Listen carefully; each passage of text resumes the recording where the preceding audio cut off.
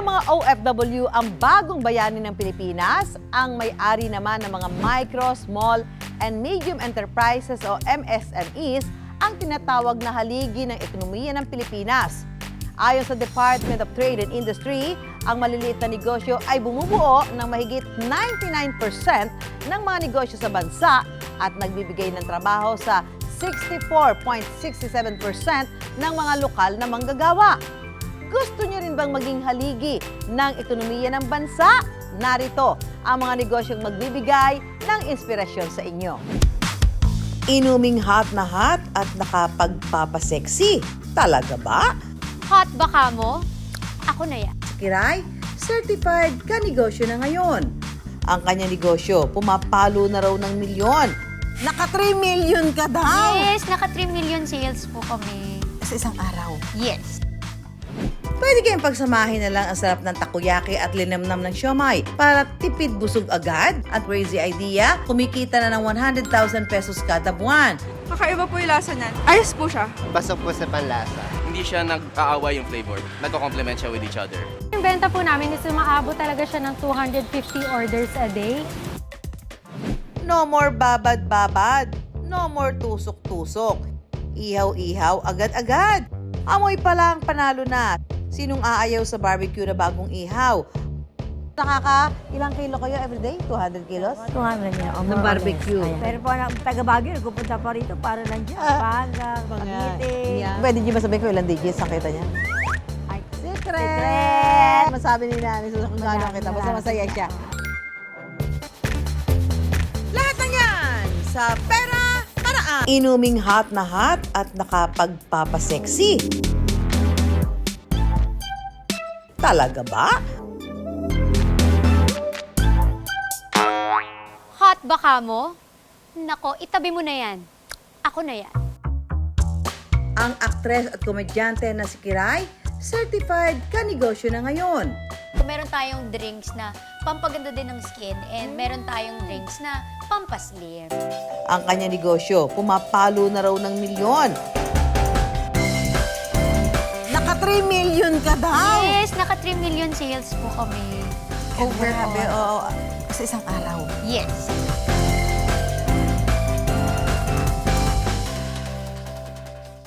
Sagot na ni Kiray ang kape, juice, milky drinks at supplements na may sangkap daw na nakagaganda. Naka mga kapuso, eto ha, kasama ho natin ngayon ang ubod ng sexy na at blooming na si Kiray. Selis, Kiray! Hello po. Cheers po muna tayo. Cheers tayo. Yes, Cheers! cheers. Ito ba iniinom mo? Opo, Sige, tekmo natin. syempre. Bilang ito yung nakakapayat na paglabas ko dito, payat na rin ako. Ay, ang sarap. Lasang kape siya na parang may gatas at may asukal, pero hindi siya sobrang tamis. Parang hindi nakakarindi yung tamis. May 3 flavor sa mga bestseller coffee ni Kiray. Ito po ay under ng aking product na Hot Babe. Siyempre, Okay. sa pangalan pa lang, kailangan maging hot ka na, Hot, no? babe. At Of hot course. naman, ikaw, hot yes, naman. kasi po meron tayong drinks na pampaganda din ng skin and meron tayong drinks na pampaslim. Grabe! Hindi talaga kita nakilala kanina. Talaga napa-second book. Kiray ba? Hayaan niyo po, may mga products po kayo iuwi. Iniinom daw ni Kiray ang kanyang kape 30 minuto bago ang kanyang unang kain. Ginawa ko pong stevia yung mga sweetener natin. Kaya both kahit matamis juices siya. and Kahit yes, siya coffee matamis po. stevia siya. Yes So po. pag inumin to once a day? 2 to 3 po. Pwede po sa isang araw. Lagi ko pong ini-explain sa mga bumibili sa amin, sa mga binibentahan ko. Kailangan lang maging consistent ka. Hindi naman po kasi to magic na kapag uminom ka ng isang beses, uy, payat na ako. Hindi naman po yun ganun. Hindi kami too good to be true na kapag ininom mo agad, payat ka na po. Kailangan maging consistent ka lang. Kailangan dire-diretso po yung pag-inom.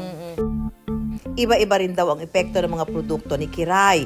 Sa sobrang dami ng slimming products na meron po tayo today, iba-iba din po yung kanilang mga aksyon. Halimbawa na lang, pwede nilang pababain yung metabolism natin, pwede rin naman nilang pababain yung absorption ng mga nutrients na kinakain natin. Yung mga tinitake natin ng mga sugars, ng mga fat, pwedeng pag-take natin ng mga slimming products, hindi na natin sila ma-absorb. Pwede rin na pababain nila yung ating appetite, para sa ganun, hindi tayo masyadong kain ng kain. Kaya naman, nakakatulong sila sa weight loss. Ang mga ganitong produkto, may posibleng side effects din daw. Since hindi nga natin na-absorb tong mga nutrients na to, pwede silang mag-cause ng diarrhea, pwede rin naman ng stomach upset. Kaya importante na kapag magti-take tayo ng mga ganitong supplement, mag-seek consult pa rin tayo sa ating mga doctors. Kung wala tayong access sa doctor or hindi tayo masyadong nagpapa-check up, pwede tayong mag-further research sa mga produktong ito para at least alam natin kung ano ba yung laman ng mga produktong iniinom natin at alam natin yung mga posibleng side effects na pwede din nating i-expect doon sa mga products na ito. Para sa mga nag-checkout dyan, paalala ng eksperto na importante pa rin ang wastong pagkain at regular na ehersisyo. Kahit na gaano kadaming i-take natin ng mga supplements, slimming supplements, mga supplements pampaganda ng ating kutis, ng ating balat, kung pangit naman ng ating pamumuhay, hindi pa rin natin masusustain yung pagkakaroon ng magandang kalusugan. Hindi na raw lumayo si Kiray sa paghanap ng inspirasyon sa kanyang mga pampagandang produkto. Self-care muna raw siyempre. Nag-start Nag-inom ka dito? po ako ng June katapusan kasi po July yung birthday ko eh. So parang sabi ko, gusto ko ng pagbabago sa sarili ko. And I think po, kasi malaking bahagi din yung boyfriend ko na gusto niya na healthier ako. Mas parang yun na yung new sexy eh. Kapag healthy ka, sexy. Ang kanyang negosyo, pumapalo na raw ng milyon. Naghanap si Kiray ng manufacturer na may mga ekspertong gagabay sa paggawa ng kanyang mga produkto. Yung po namin na Crizel Manufacturing po, yun po, sila po yung tumulong sa akin for the permits, from the scratch, yung packaging, since wala po talaga akong idea at all. You're so Parang clueless. sobrang clueless po, kasi from artista to parang, diba, parang, actually, malaking jump to sa akin. Tuloy ang tsikahan namin ni Kiray habang nagtutour sa kanyang warehouse. Nandito po tayo Sa ngayon sa packaging kung saan area. sila nagpapack ng Packaging. mga orders natin, kagaya ng, wait, pakita natin. Pahingin Ito yung ako. mga nag-order na. Yes, ito po, yung nakalagay kung ano yung in-order nila. Kung ilan so, yung pinapack na po quantity. ng ating mga staff. Ang mga produkto ni Kiray, FDA-approved mga kanegosyo. So nakita nyo, kahon-kahon. Patunay ho yan na malakas talaga ang negosyo ni Kiray. At tatanong ko, gaano kalakas ang negosyo? Last 2-2. Yes, February 2. February 2. Naka 3 million ka daw! Yes, naka 3 million sales po kami. Overall. Grabe, oo. Sa isang araw. Yes, sa isang araw. So sa tingin mo, ano yung epektibong marketing strategy? I think nakita rin po nila na ang magandang marketing for me, nakita nila talaga yung pagbabago and changes po sa akin. Sa iyo. Ikaw Opo. mismo yung patunay, di ba? Opo. Kumbaga, kung may testimonial, ikaw yon na the product is good. Nasusukat nyo ba kung per day, ilan yung sales nyo? Minimum po namin 300 to 500,000 po na sale. Per day? Opo. In yung average? Opo. Ay, ang laki naman pala talaga. Wala akong masabi, ha? Yun na po yung minimum na... Minimum! Mabusisi pala ang pinagdadaan ng proseso ng Hot Babe Coffee mula mixing, filling, at repacking. Hanggang quality control, hands-on si Kiray. Every day, chine-check ko po yung marketing, yung mga staff namin, yung packaging, ganyan, yung mga deliveries po. Ay, talaga? Lalo na ngayon, may mga distri na kami, depot, and mga resellers. Ah, wow. So, yung mga affiliates din. Hindi na makikita masyado sa TV si Kiray. Sobrang Hindi po, kabit. nakita po nila ako eh. Lumabas po tayo ngayon eh. Sa warehouse na ito, may live selling studio rin si Kiray. Dito po kami naglalay. Pasok po. So, ito po yung background. Tapos, Eto pa mga kanegosyo, pwede rin daw kayong kumita sa paggamit lang ng inyong boses. sa bagong ngayon na mga app natin ngayon, pwede kang mag-affiliates. Ang tawagin nila, kung tawagin nila affiliates, parang magre-request ka ng product sa amin, bibigyan ka namin for free ng products. Tapos? Po, yung affiliate na yun, bahala na sila mag-content, mag-video, kung ila-live ba nila. Pag may bumili sa kanila, meron na silang commission. May commission. Yes, Okay. opo. So, kaya maraming bumibenta At po ngayon. yung sabi mo nagsimula ka Doon sa po ako ganon? nagsimula. Opo. Oo. Tapos nung ikaw na lang, yumaman ka na ng todo. Hindi pa po. Claim it! Yes! Sige po.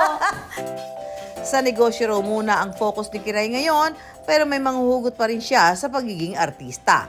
Lagi ko rin po sinasabi, sa TV, kapag umaarte ako, marami akong napapangiti at napapasayang mga tao. Pero I think dito sa business na to, natutunan ko, mas marami akong mapapasaya kapag mas marami akong natulungan Yes. na magkaroon ng trabaho. Totoo naman yun. Totoo. Kaya po, mas nai-inspire ako ngayon na mapalaki tong business na to kasi mas masarap yung ngiti kapag longer yung ngiti kasi yung taong natutulungan mo, natutulungan pa niya yung pamilya Yes, niya. totoo naman kasi may yan. trabaho po siya. Yes. And I think yun po yung goal ko ngayon. Yung pinaka-importante yung tao sa negosyo. Yan! Thank you, Kira! Yan! Toast ulit tayo. Cheers! Shot po no. Talaga namang punong-puno ng talent ang hot babe na ito. Magaling ng artista. Caring-carry pa ni Kiray ang pagninegosyo.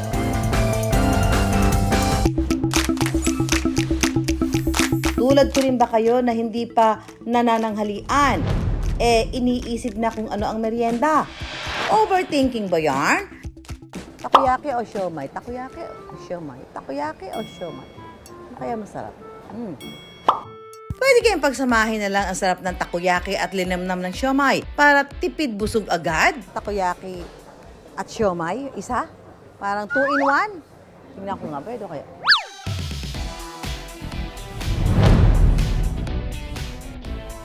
Wait. Hindi na kailangan mapagod sa paghanap. Sagot na yan ang kanegosyo nating si Yen. Nagsimula po siya sa idea nung kumakain ako sa buffet. Ayan. Sa buffet po kasi, di ba, kahit ano pwede mong gawin sa pagkain. Pwede kang mag-mix and match. So, ayun po yung ginawa ko. So, meron kasi akong natitira pang takoyaki sauce sa plate ko. Tapos, may siomay din ako. Tapos, dinip ko siya. And then, nung trinay ko siya, ayun, parang nasarapan ako. Talagang hinahanap ko, kinikrave ko, kumbaga, yung combo na yon. Ang pagkahilig niya sa kombong ito, naisipan niyang gawing negosyo. Pero bago siyumaya si Yen sa kanyang food mash-up, nasubok raw talaga ang kanyang powers ng pagsabayin ng pag-aaral at pag-vlog ng beauty content sa YouTube. If you guys want to know kung paano ko na-achieve yung ganito, Mula sa paggawa ng contents linggo-linggo, nakaipon siya para makapag-umpisa ng isang munting negosyo. nung bata pa kasi talaga ako, talagang gusto ko na mag-business pero wala akong source of income, wala akong pangpuhunan. Nag-ipon muna ako sa pagbablog. Actually, yung first business po talaga namin is cleaning products sa isang online app. Ang kanyang first order of business matapos makagraduate, magnegosyo agad-agad. Business-minded yarn. May puhunan naman na ako, may extra time ako. Why not came up to another business? Sa 10,000 puhunan, bumili siya ng foldable cart at lutuan. Sa garahe lang ng kanilang bahay siya nag-umpisa. Agad naman pumatok ang una niyang produkto, ang siomai. So itong Crazy Yaki, kahit weird yung combo niya or kahit weird yung idea niya, alam ko sa sarili ko na balang araw tatangkilikin din to ng tao. Mataas man ang tirik ng araw o bumuhos man ang ulan, sakay ng cart, pumupwesto ang Crazy Yaki sa mga eskwelahan sa Sampaloc, Maynila.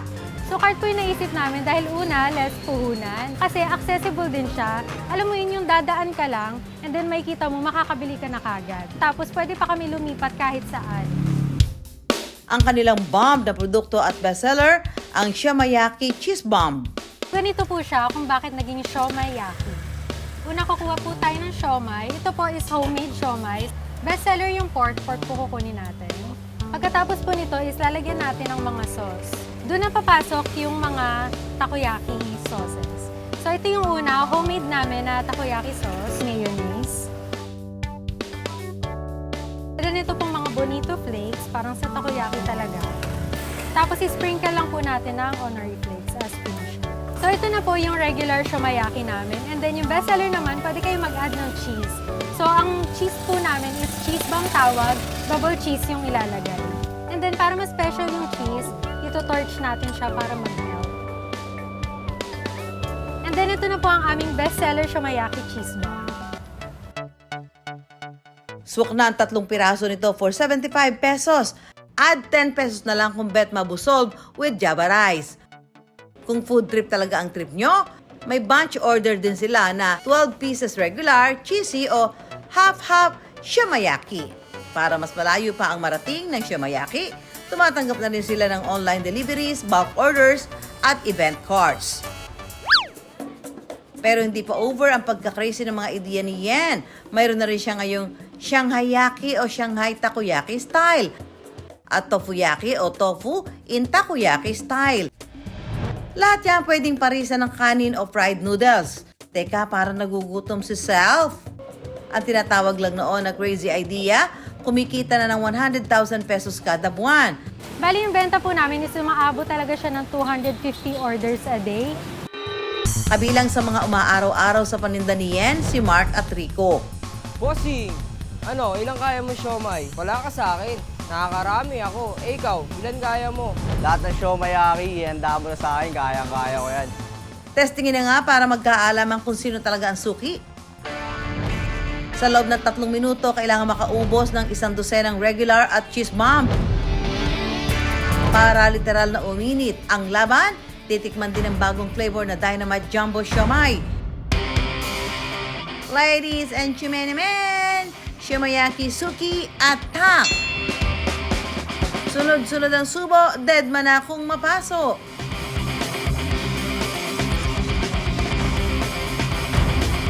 At ang certified Shiomayaki Suki, si Mark. Kung sa mga suki na bentang-benta ang Shiomayaki, pero mabeta naman kaya ito ng mga first time palang titikim? Kakaiba po yung lasa niya. Hindi ko po in-expect na ganun yung lasa, pero in a good way. Ayos po siya. Masarap po siya. Pasok po sa panlasa. Well, expectation ko po takoyaki. And yun naman po yung nabigay niya, yung meat ng siomay. Surprisingly, maganda yung blend niya po dun sa sauce ng takoyaki. Pag nakain mo na siya, hindi siya nag-aaway yung flavor. Nagko-complement siya with each other.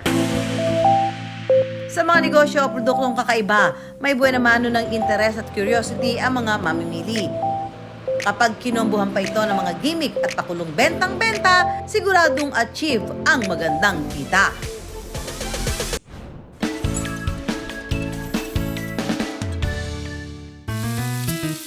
Amoy pa lang, panalo na. Sinong aayaw sa barbecue na bagong ihaw? Maproseso nga lang ang paggawa nito. Pero alam niyo bang meron ng ready to ihaw na barbecue? No more babad-babad. No more tusok-tusok. Ihaw-ihaw agad-agad. Iyan ang isa sa patok na produkto sa palengke sa Pasay na 2 dekada ng pinagkakaguluhan.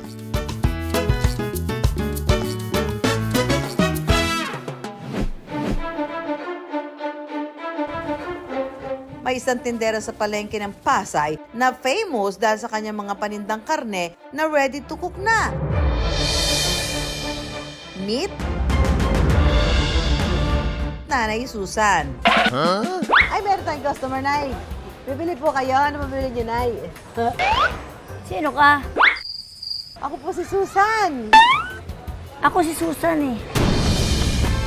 Ako yung may-ari nito. Ay, niyo ba to? Nay, halika dito. Yan pala yung totoong Susan. Sus naman, nagkala talaga ang mga maabilidad na Susan. 69 taong gulang na si Nanay Susan pero young at heart pa rin sa pagnenegosyo. Sinlakas ng benta ng kanyang mga panindang karne. 7 taong gulang daw siya nang magsimulang magtinda sa palengke. Nung araw talagang sobrang hirap ng buhay namin. Kaya ako bata pa ako. Natuto na ako sa palengke para makatulong sa nanay ko. Tagatinda lang siya noon hanggang naisipang magsarili at magtinda ng iba't ibang karne noong mag-24 anyos. Sipag, diskarte at lakas ng loob lang daw ang inilabas niya. Talagang wala akong puhunan talaga. Kasi nga, yung tinda ko ngayon, bukas sa bayan. Hanggang sa napaikot-ikot ko na yun, hanggang sa ngayon. Naging maganda raw ang takbo ng kanyang negosyo. Napag-aral ang kanyang mga kapatid at 3 anak, bagay na hindi niya nagawa para sa kanyang sarili. Yung hindi ko inabot, gusto ko marating ng anak ko yung educational, pinaka-the best. Sa lahat. Sabi ko, sa taong masipag, madali ang pera. Pero ang pinag-aralan, yan hindi kaya na kami sa inyo. Yun lang naman ang minimiti ko sa kanila eh. Makatapos sila. Number, makikita ko para ba yung marunong na sila tumayo sa sarili ang mapaa. Matapos ang mahigit 5 dekada, laman pa rin ng palengke si Nanay Susan. Maliban sa sariwang karne, ang binabalik-balikan ng kanyang mga suki, ang ready-to-ihaw na barbecue. At ang kanyang specialty na more corn. Ito yung regular na yung barbecue. Ilang piraso yan? 20 pieces. Magkano? 360. 20 pieces? Oo, Ang napakamura. mura naman. Ito Ito yung ba? tawag namin murkon. Murkon. Oo. Ang lalaki ng murkon. Ilang kilo yan? 2? Wala pa ito 1 kilo, mga 3/4 lang. Pero yun. magkano to? Ang kilo nito, 500 lang. Yan mga kapusot, ngayon tuturuan naman tayo Nanay Susan gumawa ng kanilang barbecue.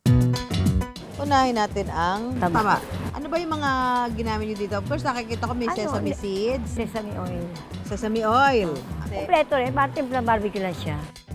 Lambot naman ang laman nito. Diba? Para pag binarbecue mo to. Ano, yan. Lomo kasi. Ay, yung ang bagas sa baka yung tenderloin. Meron ba nagagalit pag walang taba? Oo, Ang parang dulo? gano'n. Kasi save the best for Oh, last. same price lang. Totoo lang, aminin nyo, pag barbecue, gusto nyo yung taba. Kahit ako gusto ko Diba? taba eh. So ilang kilo kayo everyday? 200 kilos? 200 niya. Ng barbecue. Ayan. Yan. So, ito na ang sikat na barbecue dito sa Pasay City Public Market. Gawa ni Nanay Susan. Sa dami ng barbecue na nagagawa nila kada araw, hindi nakataka-taka kung saan-saan na raw ito nakararating. Pero po na taga Baguio, nagpupunta pa rito para lang dyan eh. Mapa, pag dumating ng Baguio yun, Oo, barbecue Pampanga, na, luto na yun. Pampanga, Cavite. Yan. Saan saan. Kita? Kumusta kita? Dami. Dami, di wala, hindi masabi ni Nanay Susan kung gaano ang kita. Basta masaya siya. Pwede niyo masabihin ko ilang digits ang kita niya? Ay, Secret! Ayos, Tama Pwede, lang. tama lang. Maliban sa barbecue, ipapakita rin ni Nanay Susan ang paggawa ng kanyang specialty ng morcon. Anong parte ng baka to? Anong Ayun yung tawag na eye round, tabinugan. eye round ang karne mula sa hitang bahagi ng baka? Parang blanket to Para lang. Nga ba, oh? Pero ito, binarinate niyo muna. Marinate Ano mo to? yan. Ano tong mga Toyo, kalamansi, paminta. Basic lang naman pala. Pero nasa proseso yan. Papahiran muna ang karne ng baka ng liver spread. Oh, isasalansa mo lang itong taba. Taba ng baboy. Tulad yung carrots. Carrots. Ito yung... Pickles. Pickles. Ayan. Ito yung hotdog. Dami nilalaman. O, dami yan. Sunod ang chorizo, panghuli ang itlog na maalat, at pwede na itong irolyo at itali. Kailangan mahigpit. Oo, mahigpit talaga. Pero para mas madali, ganito gagawin mo. Hatak. Irorolin mo hatak dito. Yan. Ayan. So, kailangan maano yung tali talaga, mahigpit. Ayan, ready na yan. Oh, ay, ang ganda ng pagkakatali, oh. Masinsin. Masinsin yung pagkakano, walang kawala. O kumpara mo sa gawa ko, pwede na, pasado na rin. Pwede na, pasado na. May tali pa rin naman, di ba? Kaya lang hindi mo First time masyado lang naman masinsin, pero pwede na. Susin tayo! May kanya-kanya ng pamilya ang mga anak ni Nanay Susan. Kahit halos buong buhay niya ay umikot na sa palengke, hindi niya raw ito iiwan. Masaya na ako, wala na ako mahihiling pa. Hindi ko sukat akalain na kahit na ganito. Ganito lang ako. Para bang nagawa ko yung mga dapat gawin ko sa buhay ko. Masaya ako sa palengke kasi andito yung mga kaibigan ko, kakilala ko. Nag-enjoy na ako, yung mga suki ko, napagsisilbihan ko pa. Kahit na paano, nakakatulong, kumikita sa mga spaces pa, di ba? Ang maituturing daw na sikreto ng kanyang negosyo, ang pag-aalaga ng kanyang mga suki. Pag nag-alaga ka ng suki, kinakailangan pang matagalan. Halimbawa, yung suki mo, pag bumili sa'yo, number one, huwag mong bibigyan ng pangit. Para babalik-balikan ka. Diyan din daw kumakapit ang negosyante ring si Jake na may-ari naman ng kainan sa Rojas Boulevard. 15 taon na raw siyang suki ni Nanay Susan. Sa palengke, lahat yun inikutan ko na. Kung hindi naman masarap yung paninda mo, mura ka nga, pantawid gutom lang. Pero kung yung babalik-balikan ka, yun ang meron kay Nanay Susan na wala sa iba. Bentang-benta rin sa kainan ni Jake ang barbecue ni Nanay Susan. Masarap. Tamang-tama lahat ng lasa. Bagay talaga siya sa kanin. Malaman po siya. Malambot po. All in na talaga. Pasado na sa amin ng mga OFW. Para kay Nanay Susan, hindi lang hanap buhay ang kanyang negosyo. Ito raw ang kanyang maituturing na talambuhay. Maaga nagbalat ng buto, natuto at nagsarili ng negosyo hanggang nagbunga ang lahat ng kanyang sakripisyo. Kaya ngayon, hindi na trabaho ang turing sa kanyang ginagawa, kundi masayang pagseserbisyo sa publiko. Pag naubos yung paninda, yun ang senyales na talagang parang maging masaya ako. Ito yung pag-esenso talaga. Maliban sa pagkakaroon ng sariling hanap buhay at maayos na kita, ano pa nga ba ang maaaring matutunan sa pagninegosyo? It's better to risk than to regret. Dahil kung hindi ako nag-risk before, wala ako sa kinatatayuan ko ngayon na may 2 cart na and more to come pa. Na kailangan lahat ng gagawin mo, bukal sa kalooban mo, sa iyong puso. Masaya ka, kakagawa ka ng tama. Talagang wag lang gumive up, wag lang susuko kasi kung nagtitiwala ka mismo, maraming magtitiwala pabalik. Kaya bago mananghalian, mga business ideas muna ang aming pantakham. At laging tandaan, pera lang yan, kayang-kayang gawa ng paraan. Samahan niyo kami tuwing Sabado alas 11:15 ng umaga sa GMA. Ako po si Susan Enriquez para sa Pera Paraan.